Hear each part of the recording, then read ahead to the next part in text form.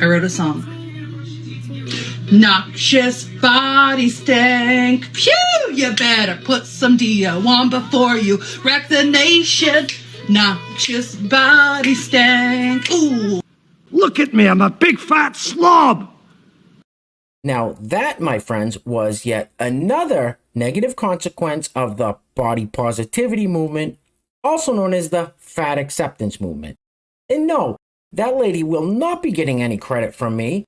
Doing a vile dance number in your kitchen where you show your armpit hair and talk about how you smell like a barnyard animal for a 10-second TikTok clip does not count as exercise. Anyway, welcome back. Thank you guys so much for joining me. So I got a crazy video for you guys today, and you're going to notice a theme. The theme in today's video is going to be misgendering. You're going to hear a lot of people complain about being misgendered. Plus, we got all kinds of other woke TikTok insanity. We got a lot to cover, so let's get into it. Now, if you place your attention on the screen for a moment, so this fella here brags about two things on his profile.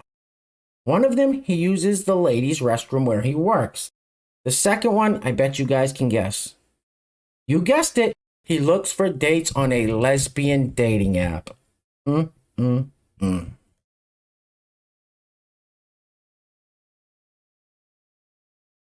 Maybe that would fall under the category of creepy.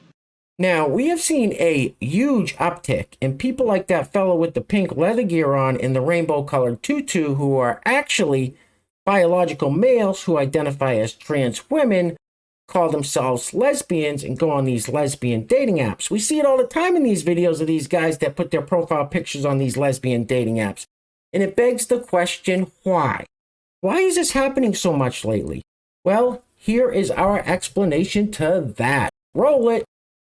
Misconception that lesbian means a woman who loves other women, and actually the definition is non-men who are attracted to and love other non-men. Throughout history, there have always been gender non-conforming lesbians, and it's interesting to see nowadays that there are some folks who kind of try to gatekeep that identity and only include folks who identify as women, when that's not what being lesbian is all about. There are trans men who identified as a lesbian for many, many years and still feel comfortable within that community and that identity. There are non-binary folks of all kinds who identify as lesbians.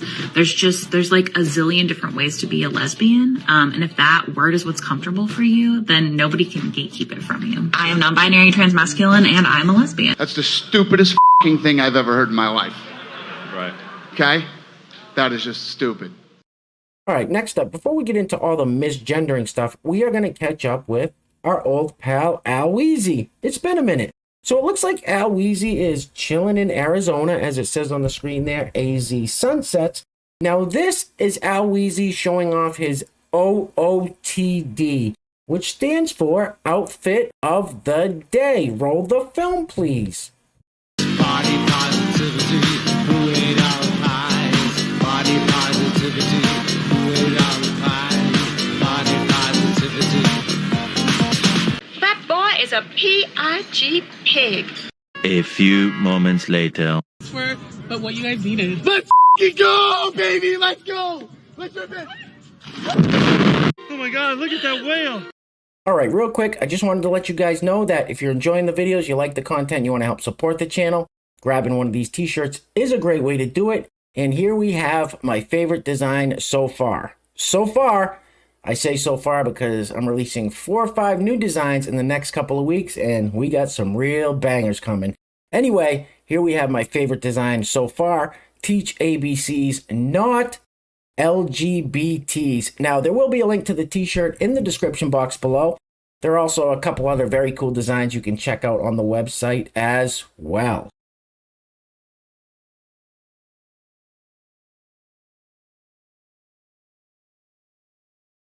Nice. Very nice. All right, next up, we're going to get into this whole misgendering phenomenon that we've seen pop up fairly recently. And, oh, hang on. My screen's glitching again. I don't know if you guys can see that. I thought I had the problem fixed, but clearly not. There it goes again. It's getting pretty bad, and if it gets worse, I'm not going to be able to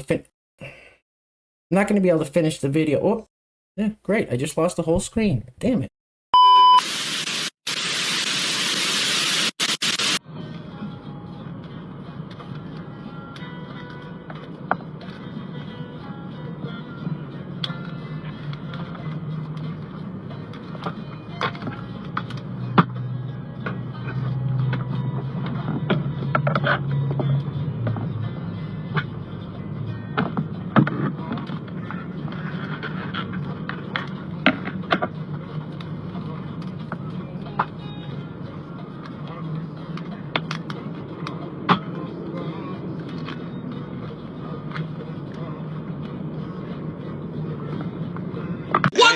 was that? Oh, hang on just 1 second. I think we are perfect. We're back. Once again, I do apologize, guys. I don't know what the hell just happened. My screen started glitching, then everything went blank. I'm not sure what you guys saw on your end, but then it just popped right back up. So we're good to go. Anyway, as I was saying, this whole misgendering phenomenon. Well, this person actually has a nightmare where they are being misgendered. Roll it. I mean, so some people think misgendering isn't that big of a deal. It can't affect people that much. It's like whatever. And they just kind of brush it off. Last night, I deadass had a nightmare about being misgendered. All I can remember is that I was some sort of prince in my dream, and I got captured, right? And whoever captured me kept calling me princess, whatever I was prince of. And they kept misgendering me like so aggressively. Like it was a form of like psychological torture. Like they were sitting there and like she-herring me over and over and over again, to the point that I literally woke up in real life and said him. And then I was like, what? And then I went back to sleep because I had to finish my dream and fight off these f***ing transphobes, right? But then I woke up and I went on Amazon, and like the first like suggested item that I should buy were shorts from Chubbies, and it said, showcase your man thighs. And that did give me a bit of gender euphoria, so that kind of cancels out the misgendering nightmare. But yeah, it's not f***ing weird that misgendering has gotten to my head so much that I'm literally dreaming about transphobes misgendering me as a form of torture. Are you out of your f***ing mind? So my favorite part about that little story was when that person woke up from a nightmare and said, him. Anyway, next up, this person is very upset that they were misgendered by their doctor. Roll it. Understand why in the year 2023, doctors are still forcing their trans patients to sit there and misgender themselves multiple times over and f***ing over again to satiate their confusion and curiosity, and how they seem to just not be able to understand how I said I take testosterone because I am transgender, my body doesn't produce its own, and then later saying how, like, referencing my pregnancy and this and that, and she just didn't get it. Just didn't get it. Just had to like really drill it in that she was confused, despite the fact that I said I am transgender. I take testosterone. And then her just be, so how are you pregnant? Do you have a uterus? Do you have this? Do you have that? Are you female? Are you female? Are you female? Do I f***ing look female?